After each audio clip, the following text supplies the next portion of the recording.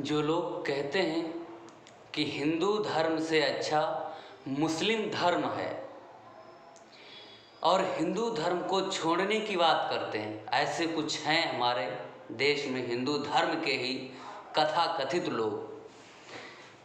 तो उनको मैं समझाना चाहता हूँ कि बाबा साहेब की खुद की लिखी हुई आत्मकथा में उन्होंने लिखा है कि जब वो एक बार किसी उत्सव के लिए अपने दोस्तों के साथ जा रहे थे तो रास्ते में उन्हें भूख लगी और खाना खाया। खाना खाने के बाद लेटने के लिए वो एक मस्जिद में चले गए। मस्जिद में ठहरे सारे दोस्तों के साथ, बाबा साहेब अम्बेडकर। उसके बाद जब मुस्लिम लोगों को पता चला कि अम्बेडकर एक अछूत जात से आते हैं, एक दलित हैं जिनको छुआ नहीं जाता हिंदू धर्म, तो मुस्लिम लोगों ने उनको डंडा मारकर बाहर निकाल दिया। जानते हो क्यों? तो बाबा साहब ने पूछा, क्यों? तुम्हारे धर्म में तो समानता का अधिकार है, सब लोग एक साथ एक समान हैं।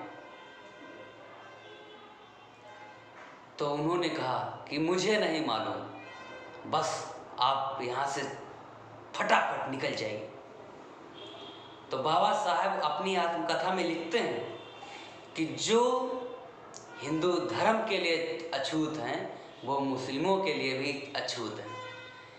फिर बाबा साहब अपने दोस्तों के साथ चर्च में जाते हैं, ईसाइयों की चर्च में। तो वहाँ भी लोग, चर्च के जो मालिक थे वो भी डंडा लेकर आते हैं और उनको भगा देते हैं। बोलते हैं कि तुम्हें यहाँ पर रहने का अधिकार नहीं है। पूछते हैं क्यों? तो बोलते हैं तुम हिंदू धर्म के अछूत हो, इसलिए आप चर्च से बाहर हो जाइए फटाफट।